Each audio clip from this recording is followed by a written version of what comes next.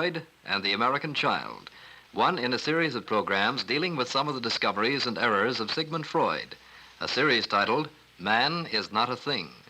First, you will hear Dr. Erich Fromm, psychoanalyst and author, as recorded in his study in Cuernavaca, Mexico. Then you will meet Robert Nisbet, Dean of the College of Letters and Science, University of California, Riverside, together with Floyd Ross, Professor of World Religions of the Southern California School of Theology, and Dr. Edward Rudin, Chief Psychiatrist of the California State Mental Hygiene Clinic in Riverside. Now, here is Erich Fromm, as interviewed by John Harder in Cuernavaca, Mexico. Dr. Fromm, what specifically new things did Freud discover about childhood? This is, of course, not quite easy to answer because he discovered quite a few things. But I would say that perhaps his two main discoveries are the one concerning infantile sexuality, and the other one is that the character of a person is essentially formed in the early years of childhood. How early, and how early did he feel this took place? Well, really, from the first day of birth on. But maybe I could say first a word about his discovery of infantile sexuality. Today, this does not sound so surprising anymore. We are accustomed to a good deal of evolutionary thinking today under the influence of Darwin and many scientists after him. And so it is not so difficult for us anymore to expect that sexuality is not a force which suddenly erupts and emerges at the age of puberty, but that it is something which develops slowly and which has its beginning with the very beginning of life. In the Victorian age, the general idea was that a little child was like a little angel, utterly pure and uncontaminated, so to speak, by the passions of the adult man, and that then with puberty, suddenly new passionate forces break out and emerge, namely that of sexuality. Now, Freud showed that sexuality does not appear suddenly, that it begins already in childhood, that it goes through various stages of development, and that already in childhood the sexual urges exist, and that there is nothing to be ashamed about, nothing to criticize about, and that these things are to be taken as part of human nature and of the child's nature as anything else, as everything else. I would say the discovery of infantile sexuality was a much more revolutionary and challenging one in the year 1900 than it is today, though even today people talk about it a great deal, and when it comes to really facing the fact that a little child has already sexual strivings, quite a few are shocked when in words they might talk about it quite glibly. That is the first discovery of Freud, which, as I said, perhaps has more of historical value than it is so important today. I should like to return to that, but a little later. But you say the second discovery, the formation of character during childhood. I am interested in the word character here. Well, in fact, I'm very glad that you say that, because the concept character is really the most central concept for understanding man. Each man has a character. And by that I mean in each person, his forces, his psychic forces, are organized and structured in a certain way, which make him look at the world from a certain standpoint, which make him feel and act in a certain way according to his character. Now, the great discovery which Freud made was that the formation of this character, aside, of course, from certain constitutional factors, which one must not underestimate, begins already in early childhood. You might say that the character of a child develops in response to the stimuli which it experiences from the significant people in his childhood. And that at the age of 5 or 6, the basic structure of the character has already developed, and that's why it is so difficult to change oneself later. Well, to look at these two tremendous ideas from the perspective of today, infant sexuality and the character formation in childhood, should these two ideas still stand? Yes, I would say these two ideas still stand. All the evidence in the study of children, in the study of the development of personality, in psychopathology, confirm the basic correctness of these two ideas. Well, in what respect do they not stand? Well, this is, of course, a matter of opinion, and those who have remained strict adherents of Freud would give a different answer to your question than I'm giving. I would say they do not stand in one important respect. Freud thought, and this is based on his philosophical premise of physiological materialism, that the factor which was primarily responsible for the formation of character was the libido, was the satisfaction or frustration or distortion of certain instinctive urges, and that the whole of character development is to be understood as a sublimation, as a particular outcome of this libidinous structure which begins already in childhood. I personally, and many others, believe that this was an error. That the character of the child develops not in response to what happens to his libidinous desires, but develops in response to what you might call the total interpersonal atmosphere in which he lives. By that I mean, more specifically speaking, it develops in reaction to the character of his parents, whether the parents have respect, whether they feel love, or whether they tend to dominate, they tend to force, and all the many things which make up the particular interpersonal relatedness between one person and another. This cannot be simplified, then, to say that libido for a sexual basis is sufficient. This is not to discard Freud's idea, but simply to recognize that it did not go far enough. It did not go far enough, and it was quite one-sided. Perhaps I could give a very specific example. Many people are influenced or were influenced by Freud's ideas that it makes a great deal of difference whether a child is breastfed or not breastfed, that this has an influence on what Freud calls his oral libido and therefore determines his character. Well, actually, I don't think that is so. It doesn't matter too much for the character development, how it is fed, but what matters is how it is loved. What the total response of the mother to the child is, whether it is a giving response or a restrictive response. A child can be breastfed by a mother who does not know how to love, and it will have the same reaction as if it were bottle fed or anything else. And on the contrary, a loving mother might not breastfeed the child, and yet the child will have the experience of complete acceptance and love. In other words, it does not mean much what the technicality is of the satisfaction of the instinctual drives. But what matters is what the total configuration, what the total impact is of the mother's and the father's attitude to the child, of the responses which the child learns to accept as the reality of life, as that form of response which it later on tends to expect from everybody else. You have heard Dr. Erich Fromm, psychoanalyst and author, is recorded in his study in Cuernavaca, Mexico. Now, to continue our discussion of Freud and childhood, we'll switch to Studio C at San Bernardino Valley College, where we'll join Dean Robert Nisbet of the University of California, Riverside, Professor Floyd Ross of the Southern California School of Theology, and Dr. Edward Rudin, Chief Psychiatrist of the Riverside State Mental Hygiene Clinic. Dean Nisbet is our moderator.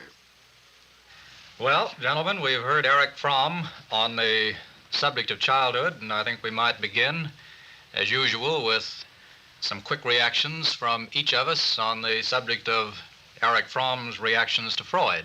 Dr. Rudin, why don't you begin? Well, I think that it is important first to recognize that both the concept of infantile sexuality and the concept of early character formation means that the great emphasis is placed on the impact of the environment on the child in his first 6 years of life, that this becomes a primary focus as a result of Freud's studies. I would tend, from my own experience, to disagree with Fromm in his implication and, in fact, direct statement that he feels that the theories and concepts of infantile sexuality are well accepted. My experience has indicated that while there may be intellectual acceptance of infantile sexuality, that there is not an emotional acceptance of this, that it tends to be still too frightening a concept for most people to be able to either understand or to respond to without anxiety. What do you mean, Dr. Rudin? Well, I think, first of all, that this whole subject of infantile sexuality means many things to many people. And as Freud used this concept, and as it is the basis of his theory of the understanding of childhood, it truly represents erotic pleasures which the child develops from birth on, centered around various areas of his own body, which progress and evolve in the course of his development through puberty, and that certainly, as Fromm cited, there is not suddenly some arising of erotic impulses at the time of puberty. And certainly it is my experience that parents do not emotionally accept the concept that their infants, that their sweet, innocent, and wonderful little babies have, in fact, some erotic sensations. Mm-hmm. Professor Ross, would you like to add your comment?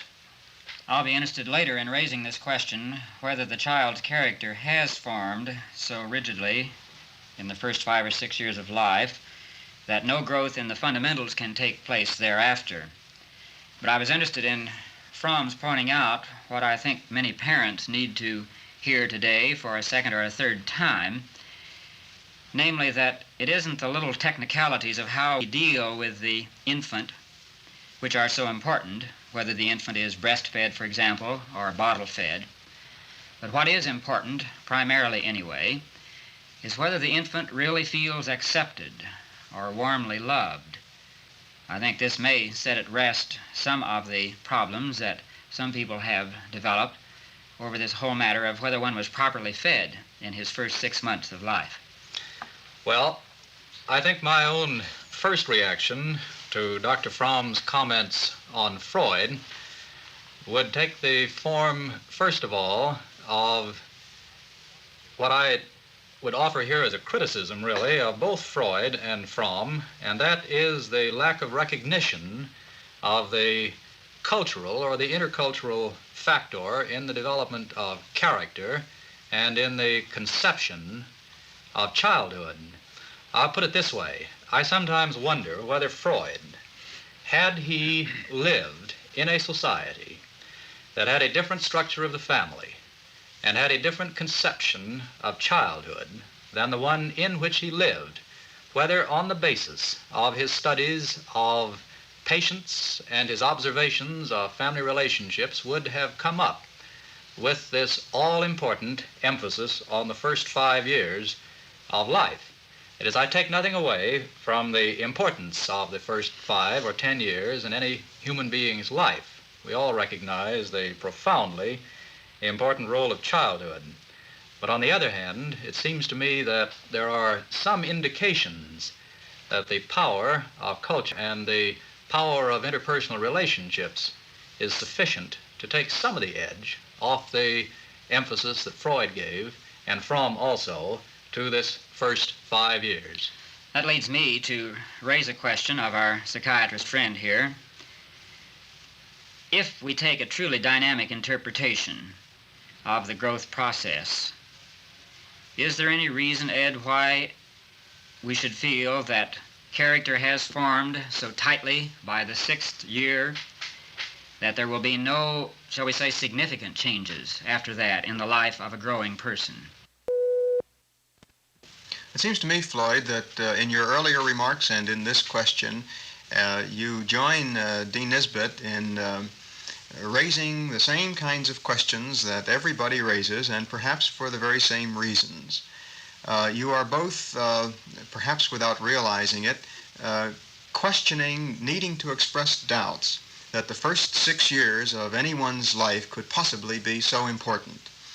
And I think that you are responding to some anxieties about this, because this places a good deal of critical charge on a very limited period in our lives. It places tremendous responsibility on the parents who constitute the major environment of the child during these first 6 years. And I think that we all tend to try to run away from this as best we can.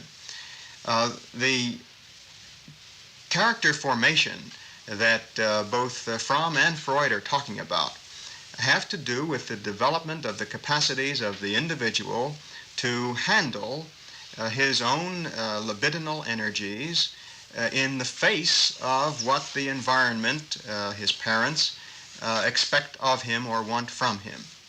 Now, part of these libidinal energies have to do specifically with erotic impulses, with love impulses of a physiologic, pleasurable level.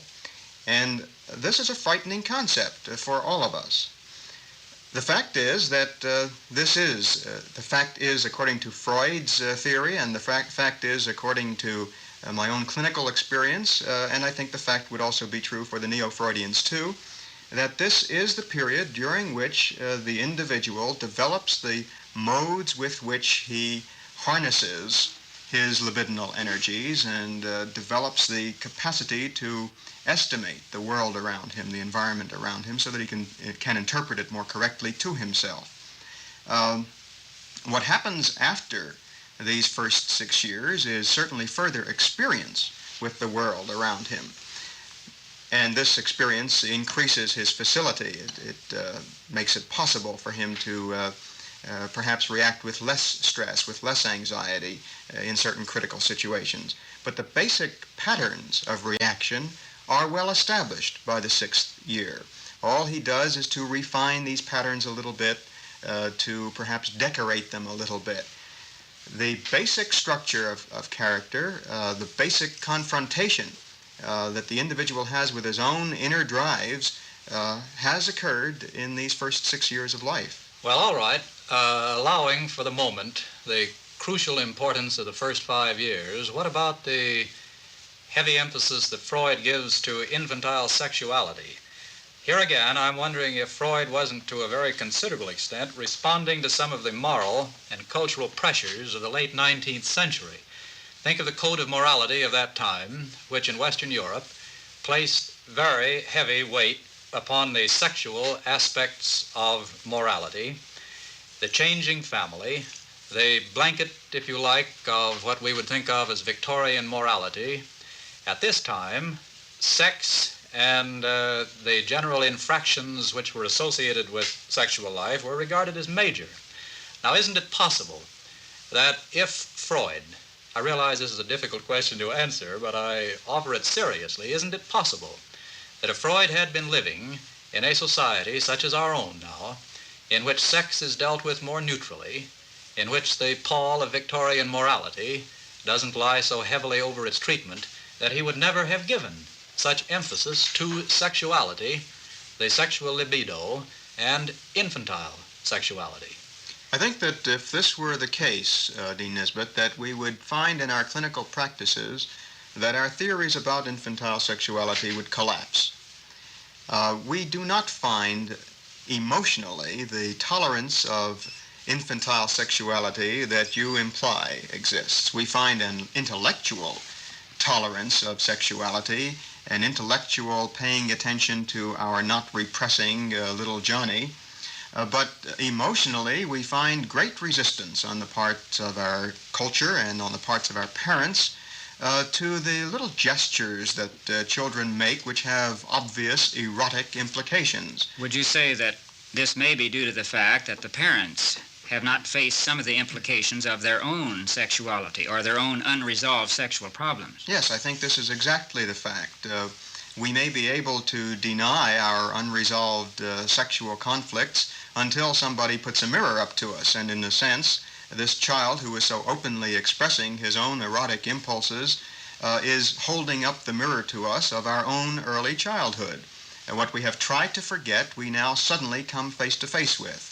And we become anxious, we become disturbed, and very often we then project this onto the child and say he's the naughty one, rather than to say I'm the naughty one. Well, I think probably what you say, Dr. Rudin, on the age 1 to 5, might be more nearly of a universal trait than would be the case when we were dealing with children of older ages. Take, for example, the problem of adolescence. There was a time when the storminess, the general tension, the intractability of the American adolescent, when all of this was explained by sudden new inner energies that were releasing themselves into a very large extent of a sexual sort. But what we have discovered on the basis of both historical and ethnological studies is that there are societies in which adolescence, for example, is a relatively tranquil period. And we have therefore been forced to conclude, I think, that much of the storminess and the difficulty of adolescence in American life is the awakening consciousness of the American child before the richness of alternatives in American culture. Here is where I should think that a physiological and specifically a Freudian explanation might be much weaker than is the case of the small child. What we see happening in adolescence, and I think your point is well taken, adolescence does not mean the same thing in all cultures. We may even question whether there is such a thing as adolescence in some cultures. Adolescence is a kind of psychological, cultural response at a certain age. But what we see happening in adolescence is that the individual who has gone through his infantile sexual development, has gone through these erotic stages in his life, has gone through the relationship between these erotic stages and the important people in his life, is now suddenly physically able to express the impulses which he has not been able to express before this time. He is living in a larger world, as you well pointed out. He's not restricted to the intimacy of his relationship with his mother, father, and siblings. He has a larger field in which to play, and he has greater physical capacity, so that he suddenly begins to enact the very conflicts, the very drives which he has been keeping within him or expressing in relatively innocuous ways for all of the previous years. With all of the earlier expressions, minimal as they were, they didn't bother anybody. But the teenager bothers people because he's expressing these conflicts in a way which disturbs the family and the society. Isn't it true that the adolescent is really confused within himself as well as being opposed to the authority figures around him? That is, he's becoming aware now of some real contradictions in his own nature. He's really trying to get on his horse and ride off in two directions at once, as somebody has said. He's also rebelling against the parents as the authority figures. At the same time, he's becoming aware of a very strong heterosexual interest. This is the end of a long process, isn't it? Because as an infant, he was attached exclusively to the mother. Think how many months or possibly years it takes the child to get to the place where he understands why there's a man around the house at all. Having started with an attachment to the mother, which perhaps has been displaced by a greater attachment to the father, there comes this period when he feels a need to be independent of both mother and father, and he also has this strong impulse to find a new kind of relationship with a person of the opposite sex, but not the mother or the father. Of course, in our society, which has become more and more urbanized, and with the father typically working a considerable distance from the home, I would say there has been a tendency to enhance the mother-child relationship over what existed in an earlier day. As long as we had the family farm predominantly characterizing the American economy, the father was around the home, or at least around the fields, as much as the mother. And both the little girl and the little boy were in a position to identify with the father, really, as often as they could with the mother. Today, normally, the father leaves the house early in the morning, doesn't return till late afternoon, or in many areas until well after the children's dinner or even bedtime, and the child is thrown together with the mother to an extent that must have been altogether undreamed of at an earlier time. But let me mention one more aspect of the cultural or the intercultural phase of this. When we make studies, as we have, of different forms of community, both in this country and elsewhere, we find, for example, that standards of child rearing vary a great deal You'll find one people, for example, one minority people, who pay very little attention to the behavior of their children during age 1 to 5. They may love them, give them all the affection they need, but as far as the don'ts and the injunctions to remain clean, to clean up after yourself, do this, do that, those don't exist among many peoples. And it may well be that this produces in the long run a more disciplined character than the kind of character that is produced in our society, our middle-class society, where most of us are inclined to start making little adults of our children almost from the very beginning. Professor Ross said earlier that in talking about the teenager, the specific problems that the adolescent has as a result of his being adolescent.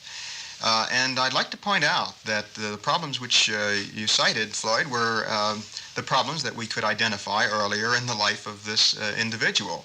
The problem of conformity, what his own particular role is in the society, the elements of rebellion, at what point does one obey, at what point does one need to prove individuality and independence. This is precisely the struggle that we see going on in the 1-year-old, in the youngster, a 1.5 years old, who goes through this period of intense negativism and has to prove to you that, by golly, he's not going to go to bed.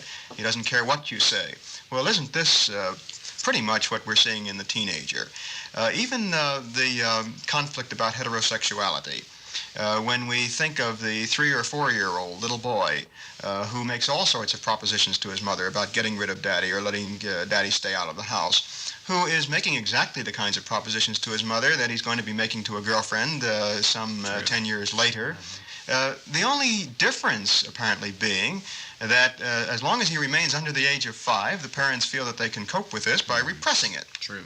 It can be more easily managed. But when he gets to be a teenager, he isn't quite under our thumbs as much as we'd like him to be, and he can express rather than repress. Furthermore, he has so many groups of his own age that he can begin to identify with that the absolute necessity of father and mother is no longer present. Well, I think we've reached the point where we can probably summarize this very briefly as being an essential agreement, both with Freud and with Dr. Fromm, on the crucial role of childhood in the formation of character, on the certainly existent influence of infantile sexuality, but also much impressed by the role of interpersonal relationships through later life, perhaps to a degree that goes beyond what Freud himself expressed and adhered to. And I think, gentlemen, Dr. Rudin, Chief Psychiatrist of the Riverside State Mental Hygiene Clinic, and Dr. Floyd Ross, Professor of World Religion, Southern California School of Theology, we can end on this point.